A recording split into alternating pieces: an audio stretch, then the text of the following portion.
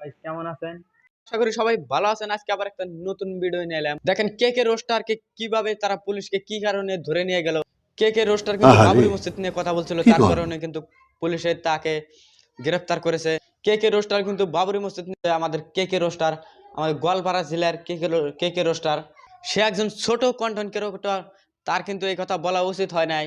তো আপনারা স্ক্রিনে যে দেখতে পারতেছেন কে রোস্টার কিন্তু পুলিশে দেখেন কিভাবে তাকে অ্যারেস্ট করে নিয়ে যাচ্ছে।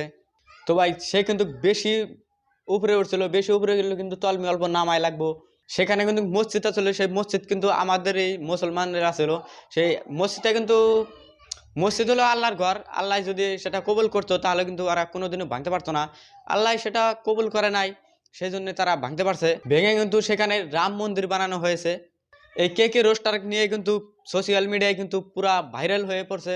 সে কিন্তু বলছে এখন আমাদের হাতটা বাঁধা দেখে আমরা কিছু বলতেছি না, যখনই আমাদের হাতটা খুলে যাবে তখন কিন্তু আমরা তখন ইতিহাসের সৃষ্টি করবো। আপনারা একবার শুনেই নেন।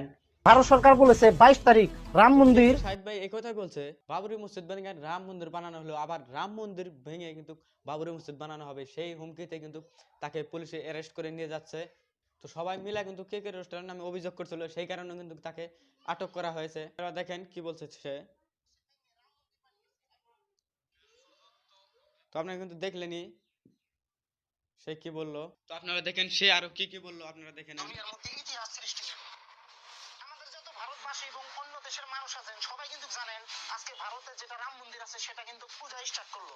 তো আপনারা কিন্তু তো দেখেন কে রোস্টার কিন্তু অল্প একটা ভুলের জন্য কিন্তু সে আটক হয়ে গেল। সে কিন্তু একটা সাধারণ কথা বলছিল, সেই সাধারণ কথা নিয়ে কিন্তু তাকে অ্যারেস্ট করা হলো। তো যারা যারা ভাবতেছেন রোস্টিং ভিডিও বানাবো, রোস্টিং ভিডিও বানায় এরা টাকা ইনকাম করুন, ভিউজ মানে তো টাকা। তো রোস্টিং ভিডিও বানাইলে কিন্তু তার কটা নিয়ম আছে, সেই নিয়ম কিনা কিন্তু মাইনা চলতে হবে। রোস্টিং ভিডিও বানাইলে কিন্তু আজে বাজে বললে হবে না। যেমনটা যে শাহিদ ভাই, সে কিন্তু একজন রোস্টার, তার কিন্তু এই কথাটা বলা উচিত হয় নাই। তো যারা কাজ করতে চান নিয়ম মেনে কাজ করতে হবে। তো শাহিদ ভাইয়ের নাগলা এরকম ভুল কাম করেন না। তো ভিডিওটা কিন্তু কারোকে কাউকে নিয়ে রোস্ট করা হয়নি। শাহিদ ভাই যে অ্যারেস্ট হয়েছে সেটা কিন্তু জানানোর জন্য এই ভিডিওটা বানানো হয়েছে। তো সোশ্যাল মিডিয়ায় কিন্তু পাওয়া গেছে তাকে কিন্তু 3 মাসের আগে তাকে জামিন দেওয়া হবে না। তো আমার এই পেজে যারা যারা নতুন আছে তারা অবশ্যই পেজটা ফলো করে দেবে, আর ইউটিউবে চ্যানেলে হলে ইউটিউব চ্যানেলটা সাবস্ক্রাইব করে দেবে। তো এই ভিডিওটা সবাই শেয়ার মারে দাও যাতে সবাই জানি দেখতে পায় রোস্টার যে অ্যারেস্ট হয়েছে। তো এখন কিন্তু আপনারা দেখেন ভুল কিন্তু মানুষেরই হয়, তার কিন্তু ভুল হয়ে গেছে, তাকে কিন্তু এবারকার মতো ক্ষমা করে দেওয়া উচিত।